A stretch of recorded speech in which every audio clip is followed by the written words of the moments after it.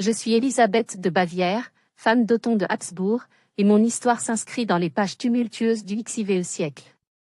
Née en 1315, dans une époque marquée par les intrigues de pouvoir et les guerres incessantes, j'ai grandi au sein de la cour bavaroise, entourée de fastes, mais également consciente des responsabilités qu'implique mon rang.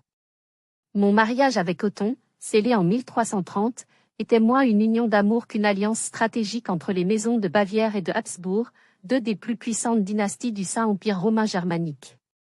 Mon époux, Othon, était un homme au caractère complexe, partagé entre ses ambitions politiques et son devoir envers notre maison. En ces années, l'Autriche était une terre de contraste, écartelée entre les aspirations des nobles, les révoltes paysannes et les exigences du clergé.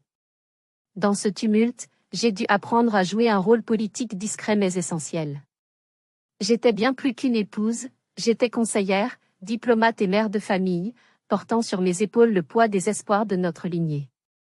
Les années 1330 à 1339 furent particulièrement marquantes pour notre famille. Le royaume était sous la menace constante des voisins hostiles, et la stabilité intérieure était précaire. Mon rôle dans ces années était principalement d'apaiser les tensions au sein de la cour et d'établir des alliances à travers des mariages et des accords. Bien que je sois souvent confinée dans l'ombre des décisions prises par les hommes, j'ai appris à manipuler ces ombres pour influencer les événements. En 1335, la mort de Frédéric le Bel, un cousin d'Othon, provoqua une crise de succession au sein de la dynastie Habsbourg. Cette épreuve m'enseigna la fragilité des alliances et l'importance de la stratégie. J'étais présente lors des conseils, bien que silencieuse, à observer les réactions et à conseiller Othon dans l'intimité de nos appartements.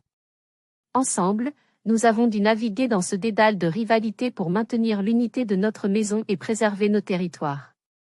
En tant que femme, ma vie était rythmée par les obligations domestiques, mais mon esprit aspirait à davantage. J'étais une fervente lectrice des écrits religieux et philosophiques, et j'ai souvent trouvé refuge dans la contemplation et la prière. Mon entourage appréciait mon aptitude à calmer les querelles, et mon influence discrète était reconnue, même si elle restait non proclamée. En 1338, une épidémie de peste frappa nos terres, emportant avec elle nombre de nos sujets.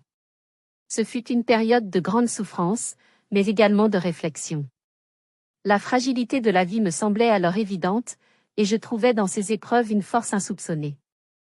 Ma foi fut mon ancre, et je fis tout mon possible pour soulager la douleur des plus démunis. Alors que l'année 1339 approchait, je pouvais voir dans les yeux d'Othon l'ombre des batailles à venir. Notre union, bien qu'éloignée de la passion romantique, était celle de deux êtres unis par un destin commun.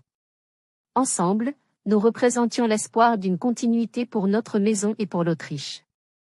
Aujourd'hui, alors que je me retourne sur ces années passées, je comprends que mon rôle, bien que discret, fut crucial.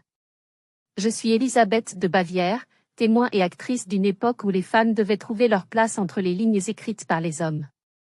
Mais dans ces marges, j'ai gravé mon empreinte, et elle perdurera tant que l'on racontera notre histoire.